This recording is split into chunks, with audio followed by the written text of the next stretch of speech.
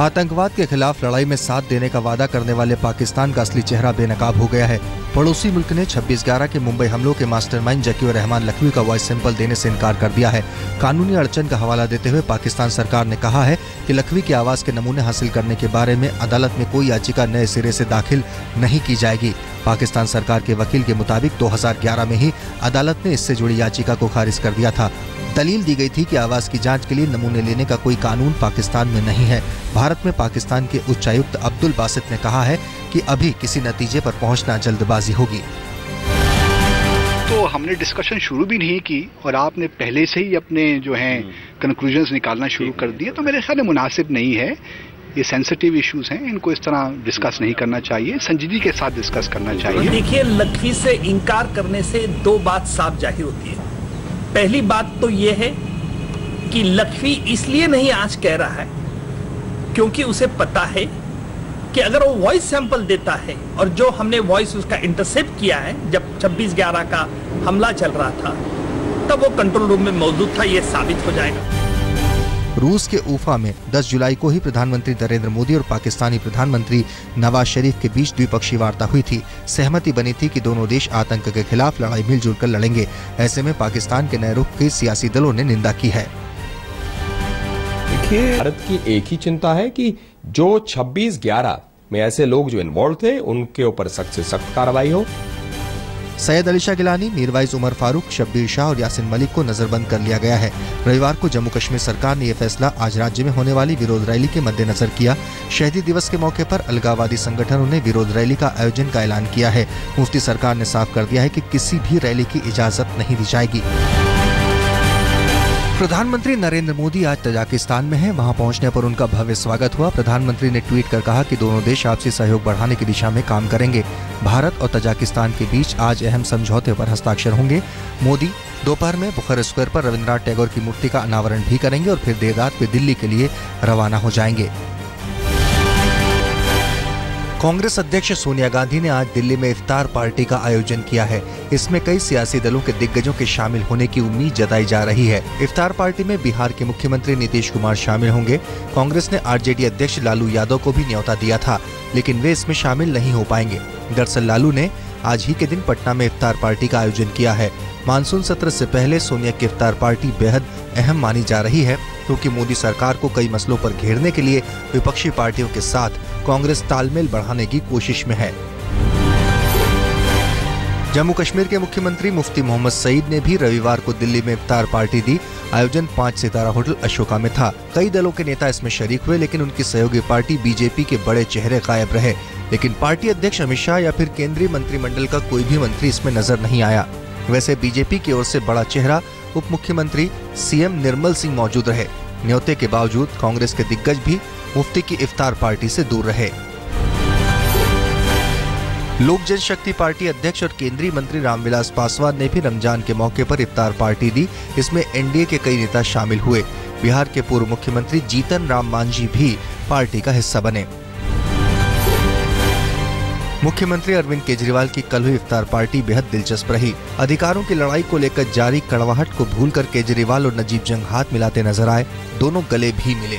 वहीं उपराष्ट्रपति हामिद अंसारी, पूर्व मुख्यमंत्री शीला दीक्षित, जेडीयू अध्यक्ष शरद यादव, पाकिस्तान के उच्चायुक्त अब्दुल बासित और Delhi police commissioner BS Bassi भी केजरीवाल के न्योते पर पार्टी में शरीक हुए।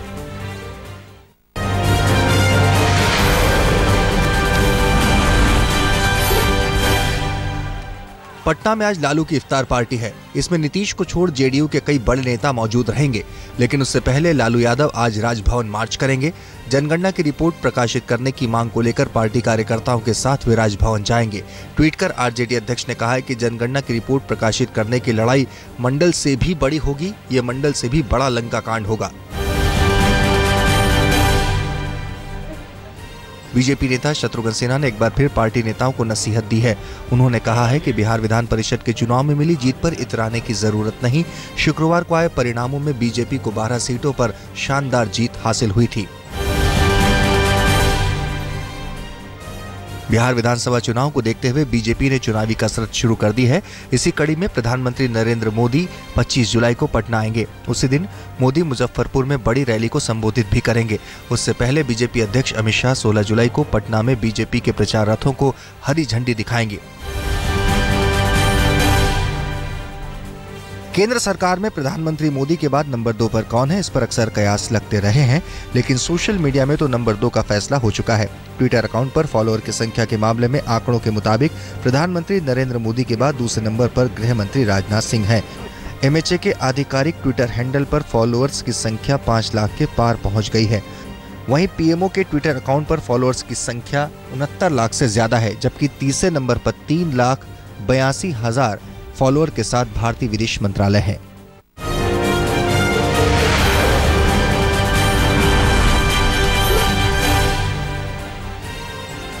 मध्य प्रदेश के व्यापम घोटाले की जांच के संबंध में आज सीबीआई की टीम भोपाल जा रही है।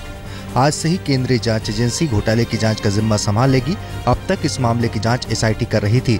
इससे जुड़े लोगों की लगातार हो रही मौत और बढ़ते विवादों के बीच सुप्रीम कोर्ट ने 13 जुलाई को इसकी जांच सीबीआई से कराने का फैसला किया था। कोर्ट के आदेश के बाद जांच एजेंसी ने 40 सदस्यों की एक टीम गठित की है, जो व्यापम से जुड़े सभी मामलों की पड़ताल करेगी। व्यापम घोटाले में अब तक 45 से ज्यादा लोगों की मौत हो चुकी है। इसे लेकर शिवराज सिंह चौहान सरकार लगातार कांग्रेस के निशाने पर है, लेकिन मध्य प्रदेश बीजेपी अध्यक्ष नंद कुमार चौहान को इस घोटाले को लेकर कोई अफसोस नहीं। उनकी माने तो राज्य सरकार ने घोटाले की जांच करवाई है और खुद मुख्यमंत्री शिवराज सिंह चौहान ने ही जांच के आदेश दिए थे। थोड़ा सा अफसोस है कि नहीं व्यापम को लेकर? बिल्कुल नहीं। आप यदि मुझसे ये कह रहे हैं, ये शिवराज सिंह चौहान का ही दमखम था, उनकी भावनाएं थी कि प्रतिभाओं के साथ खिलवाड़ नहीं होना। शाहजहांपुर में आसाराम केस के मुख्य गवाह कृपाल सिंह की हत्या की जांच तेज हो गई है। यूपी पुलिस ने एक टीम गुजरात भेजी है ताकि इसमें और जानकारी जुटाई जा सके। आसाराम पर पूछे एक सवाल के जवाब में केंद्रीय मंत्री निरंजन ज्योति ने कहा कि अपराधी को उसके किए की सजा मिलनी चाहिए। अपराधी कोई भी हो, अपराधी की कोई जाति मजहब कोई पोशाक नहीं होती है। अपराधी अपराधी होता है। अपराधी के ऊपर कानूनी कार्रवाई होनी चाहिए। गिरफ्तार आम आदमी पार्टी विधायक मनोज कुमार की पुलिस रिमांड का आज आखिरी दिन है। धोखाधड़ी के मामले में जांच के लिए कोंडली विधानसभा क्षेत्र के गिरफ्तार विधायक मनोज को लेकर पुलिस कल बुलंदशहर पहुंची, लेकिन पुलिस को खाली हाथ लौटना पड़ा। वहीं ग्रामीणों ने मनोज का समर्थन करते हुए दिल्ली पुलिस और बीजेपी के विरोध में जमकर नारेबाजी की। यौन शोषण मामले में एक बार फिर साउथ दिल्ली पुलिस नोबेल पुरस्कार विजेता और टेरी के पूर्व प्रमुख आर.के. पचौरी के घर उनसे पूछताछ करने पहुंची। पचौरी पर उनके दफ्तर में काम करने वाली एक महिला ने छेड़खानी का मामला दर्ज कराया है। पुलिस अधिकारियों की टीम ने करीब 2 घंटे तक उनसे पूछताछ की। साथ ही 2 महीने में तीसरी बार पचौरी का बयान रिकॉर्ड किया गया। सूत्रों की माने तो पचौरी को करीब 40 सवालों की एक लिस्ट दी गई थी। बताया जा रहा है कि पूछताछ में पचौरी ने तमाम आरोपों को खारिज कर दिया। दिल्ली के मनोज वशिष्ठ एनकाउंटर मामले में मनोज के भाई ने आरोपी पुलिस वालों के खिलाफ बागपत में एफआईआर दर्ज कराई है। एनकाउंटर में शामिल सभी 9 पुलिस वालों के खिलाफ हत्या का मामला दर्ज हुआ है।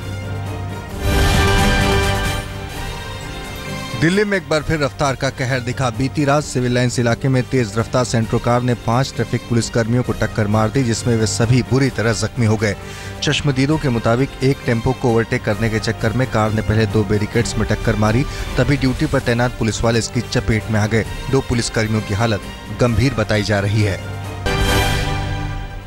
यूपी के देवरिया में स्थानीय समाजवादी पार्टी के नेता के एक आयोजन में अंधविश्वास की पराकाष्ठा दिखी। एक शख्स मंत्रों से आग जलाने का दावा करता रहा। उसने अपने शरीर पर खौलती खीर डाल दी, बच्चों पर भी खौलती खीर फेंकी। गनीमत रही कि कोई बड़ा हादसा नहीं हुआ। इस आयोजन में मुख्य अतिथि थे समाजवादी पार्टी सांसद धर्मेंद्र यादव। वैसे उनके कार्यक्रम में पहुंचने से पहले ही खीर फेंकने की घटना हो चुकी थी, लेकिन सांसद महोदय ने भी ऐसे अंधविश्वास को विश्वास का नाम दे दिया।